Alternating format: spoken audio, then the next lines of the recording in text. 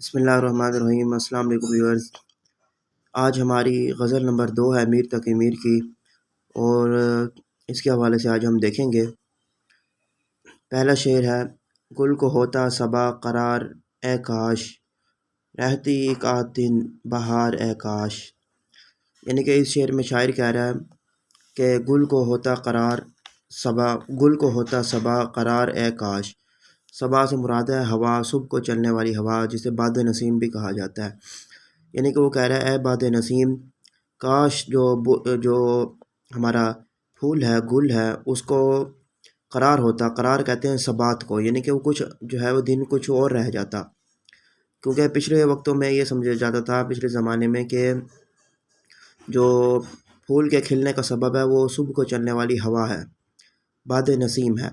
تو وہی کہہ رہا ہے، کہتے جی اگر یہ صبح کو چلنے والی ہوا سے مخاطب کر رہے، کہہ رہا ہے کہ اے کاش تو کچھ مہربانی کر دیتی، تو کچھ ہمارے لیے جو ہے وہ آسانی پیدا کر دیتی، اور پھول جو ہے کچھ دن اور مزید کھلا رہتا، رہتی ایک آدھ دن بہار ہے کاش۔ تو جیسا کہ آپ کو معلوم ہے کہ جب بہار آتی ہے تو پھول جو ہے وہ کھل جاتے ہیں۔ تو وہی بہار کو مخاطب کر کے، صبا کو مخاطب کر کے کہہ رہا ہے کہ پھول جو ہے وہ اگر اسی طرح کھلا رہتا، اور باغ میں اور گلشن میں اسی طرح پھول کھلے رہتے، تو بہار جو ہے وہ کچھ دن اور ٹھہر جاتی۔ تو اسی چیز کی طرف وہ توجہ دلا رہا ہے، اپنی جو ہے وہ ایک حسرت کا اظہار کر رہا ہے شاعر اس میں میر تقی میر، کہ کاش جو گل ہے وہ کچھ دن اور مزید ٹھہر جاتا، مزید کچھ دن کھلا رہتا، اور بہار جو ہے وہ مزید موجود رہتی۔ اس کا مطلب کیا ہے؟ اس سے مراد وہ یہ لے رہا ہے کہ میری زندگی میں جو ہے وہ کچھ دن اور آسانیاں رہتی، کچھ دن جو ہے مزید ہمارے اوپر جو ہے وہ آسانیاں رہتی، اور ہمارے اوپر جو ہے وہ اللہ تعالیٰ کا مزید کرم رہتا کہ ہم جو ہے وہ آسانی سے زندگی کے کچھ اور دن بسر کر سکتے، ہمارے اوپر جو غمیں اور مشکلات کے انبوہ اترے ہیں یہ نہ اترتے، اور ہم جو ہے وہ آسانی سے آگے بڑھتے رہتے، اور کچھ عرصہ جو ہے وہ ہم مزید آسانی سے زندگی بسر کر لیتے۔ یہ تھا جی ہمارا پہلا شعر۔ دوسرے شعر کی طرف چلتے ہیں۔ کہتے ہیں جی: یہ جو دو آنکھیں مند گئیں میری، اس پہ واہ ہوتی ایک بار اے کاش۔ مند جانا کا مطلب ہے بند ہو جانا، یعنی کہ انتقال کر جانا، ختم ہو جانا۔ یہ جو دو آنکھیں مند گئیں، واہ ہوتی یعنی کہ اس پہ نثار ہوتی، ایک بار اے کاش، ایک بار، یعنی کہ وہ کہہ رہے ہیں کہ جو میری دو آنکھیں بند ہو گئیں، یعنی کہ میں جو اس جہان سے رخصت ہو گیا، تو کاش یہ جو ہے وہ میرے محبوب پر نچھاور ہو جاتی، میرے محبوب پر نچھاور ہوتی ہیں، اور میرے محبوب کے لیے جو ہے وہ دوبارہ کھل سکتی ہیں، ایک دفعہ جو ہے وہ میرے محبوب کا دوبارہ دیدار کر سکتی، اور میرے محبوب کے لیے جو ہے وہ یہ ایک دو مرتبہ جو ہے دوبارہ کھل سکتی۔ یعنی کہ اس کا مطلب یہ ہے کہ اس کی وہ پوری زندگی جو ہے اس بات پر ترستا رہا، اس بات کی کوشش کرتا رہا کہ اس کا محبوب اس کے پاس آئے، اور اس کے ساتھ جو ہے وہ اظہار محبت کرے، اور اس کے ساتھ جو ہے وہ وقت گزارے، لیکن پوری زندگی جو ہے وہ اس کی یہ حسرت، اس کی یہ خواہش جو ہے وہ پوری نہ ہو سکی۔ جیسا کہ غالب نے بھی کہا ہے: ہم ہیں مشتاق اور وہ بیزار،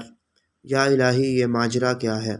یعنی کہ پوری زندگی تو وہ اس کیفیت میں رہا، اس خواہش میں رہا کہ اس کا محبوب اس کے پاس آئے، اور اس سے ملاقات کرے، اس سے بات چیت کرے، اس سے ملے، اور اس پر جو ہے وہ اپنی محبت کا اظہار کرے، لیکن پوری زندگی اس کی یہ خواہش جو ہے وہ پوری نہ ہو سکی، اور وہ حسرت میں ہی مبتلا رہا۔ لیکن جب وہ فوت ہو گیا، جب وہ اس دنیا سے رخصت کر گیا، تو پھر اس کے بعد جو ہے وہ اس کا محبوب اس کی طرف آیا،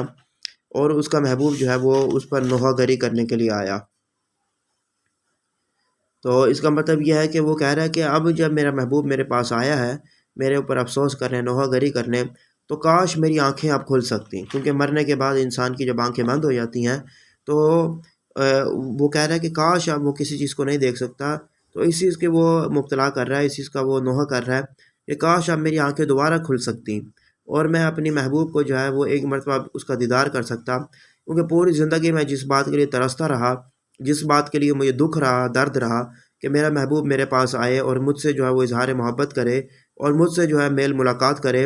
لیکن پوری زندگی تو میری یہ خواہش پوری نہ ہو سکی۔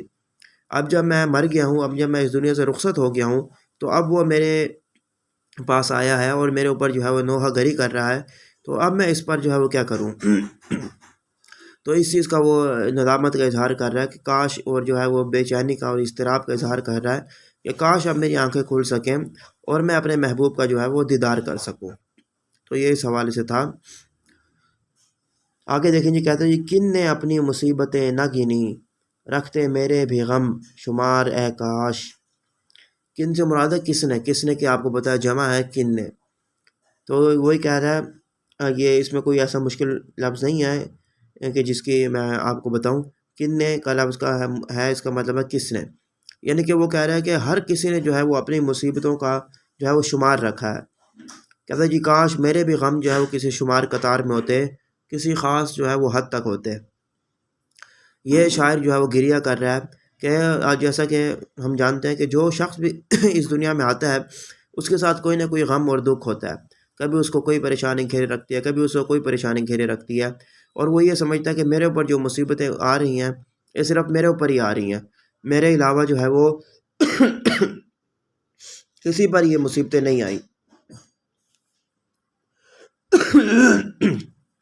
جبکہ یہ انسانی غلط فہمی ہوتی ہے کہ جو شخص بھی اس دنیا میں آتا ہے